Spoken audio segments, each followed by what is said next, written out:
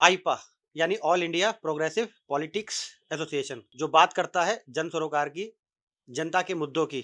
इसी कड़ी में आज हमारे साथ है समाजवादी पार्टी के राष्ट्रीय सचिव शिक्षक महासभा के कौशल भदौड़ा जी, जिनसे जानेंगे कि क्या है इनके मन में कि किस तरह से विकास का काम किया जा सकता है। सर, बहुत बहुत स्वागत है। सबसे पहले तो मैं आईपा का धन्यवाद अदा करता हूँ, जो आम जन की भावनाओं को, उनके मुद्दों को जो संबंधित अधिकारी हैं, उन तक पहुँचाता है। ये बहुत ही जो है अच्छा कार्य कर रहा है आईपा। तो जैसे आप शिक्षा शिक्षा के शिक्षक समिति के समाजवादी पार्टी में राष्ट्रीय सचिव हैं, तो क्या क्या लगता है आपको कि शिक्षा का स्तर और कैसे बढ़ाया जा सकता है? गांव-गांव तक शिक्षा किस प्रकार पहुंचाई जा सकती है? हाँ, शिक्षा गाँव स्तर तक पहुँची हुई है, लेकिन कहीं न कहीं ये राजनीति का शिकार हो चुकी है। आज आप देख रहे हैं, 3 वर्षों से लगातार छात्र पढ़ ही नहीं पा रहे हैं। उन्हें ऐसे ही जो है पास किया जा रहा है और अगली क्लास में भेज दिया जाता है। जब वो नौकरी के लिए जाते हैं तो ज़ीरो साबित हो रहे हैं।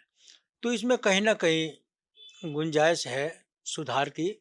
और जब तक शिक्षा क्वालिटी परख नहीं होगी, जब तक उसमें गुणात्मक सुधार नहीं आएगा, तो हम केवल पढ़ लिख तो रहे हैं, लेकिन हम उसको अपने विकास, जो हमारा विकास होना है, आम जन का विकास होना, वो उस लायक अभी शिक्षा नहीं हो पा रही है। केवल जो दिखावा हो रहा है, मैं ये देखता हूँ कि जो ऑर्डर भी आते हैं ऊपर से, वे भ्रमित करने वाले ऑर्डर आते हैं, जहाँ किसी व्यक्ति विशेष या पार्टी विशेष का ही लाभ नज़र आता है। केवल बच्चे भी सही तरीके से शिक्षा नहीं ग्रहण कर पा रहे हैं, क्योंकि कभी छुट्टी कर देते हैं, कभी कुछ, कभी कुछ।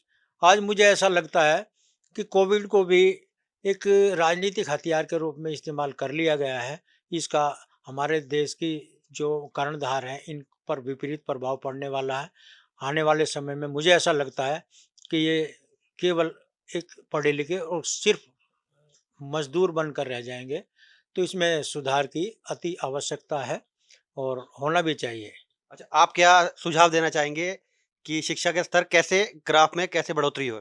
हाँ, शिक्षा के स्तर में गुणात्मक सुधार होना चाहिए। तो सबसे पहले तो बच्चों को माइंड फ्री होना चाहिए, और साथ में शिक्षक शिक्षक पे अनावश्यक दबाव ना बनाया जाए। यदि शिक्षक दबाव में रहेगा तो वो बच्चों को नहीं पढ़ा पाएगा, और वो बिल्कुल भी एक क्वालिटी की शिक्षा नहीं दे पाएगा। विदेशों में हमने देखा है कि शिक्षक को पूरी तरीके से जो है माइंड फ्री करके उनसे पूरा काम लिया जाता है, और सुंदर पिचाई इसके एक आदर्श के रूप में काम कर रहे हैं।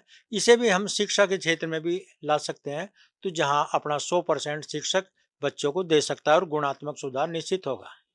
तो ये थे हमारे साथ समाजवादी पार्टी शिक्षक सभा के राष्ट्रीय महासचिव कौशल कुमार भदौड़ा जी, जिनका कहना है कि अगर शिक्षा का स्तर में बढ़ोतरी होगी तो ही देश का भविष्य उज्जवल हो पाएगा। मेरठ से कपिल सोनी की आईपा के लिए रिपोर्ट।